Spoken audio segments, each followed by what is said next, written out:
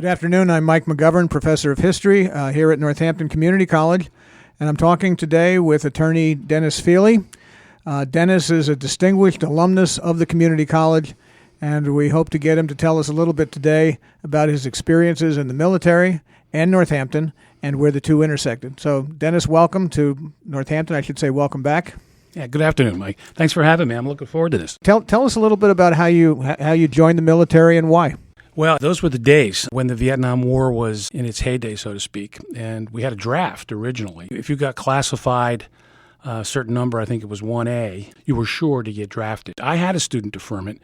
I was going to a school in North Carolina, and my father got ill, and I came home for a semester to help out, and when I did that, I got reclassified. My mother was absolutely panic-stricken, and I felt as though it was my duty to do my service. She pleaded with me not to go into the infantry, and so the compromise was that I would go into the Navy. Now, the trade-off was that if you went into the Navy, you had to do 4 years, whereas if you went into the Army or into the Marines, it was just a 2-year stint, even if you volunteered. So the Navy meant 4 years. Little did she know I was going to end up in Vietnam anyway for 4 years instead of 2 years.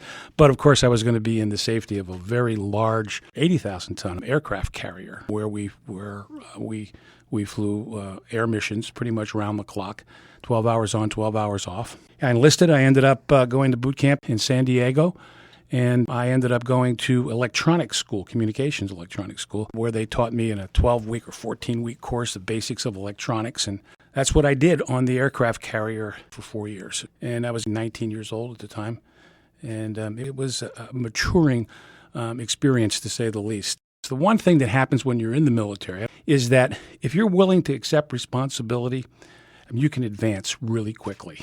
And I happen to be fortunate. I happen to be one of those people who felt, well, look, I'm here.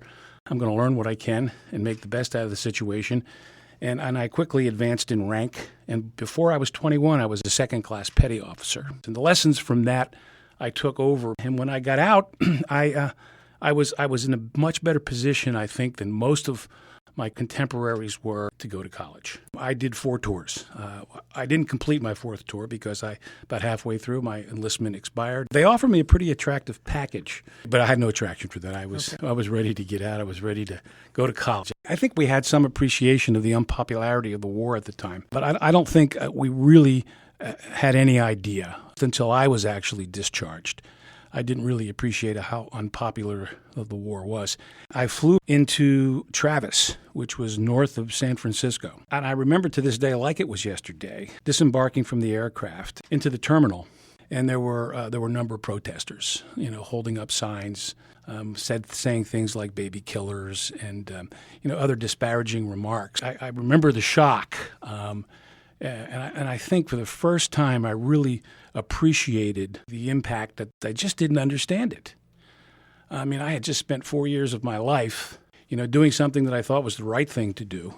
And no sooner than I got home, I realized I was not interested or anxious to leave the Lehigh Valley so quickly. My sister at the time was a student here. She said to me, why don't you come to the community college? One thing led to another, and I enrolled. It was a great decision. I had a wonderful experience here. Met lots of great people, including my wife. I mean, I was so full of enthusiasm and so ready to do something else that I didn't say no to anything. There was a brotherhood of hundreds of other veterans. We quickly gravitated to one another.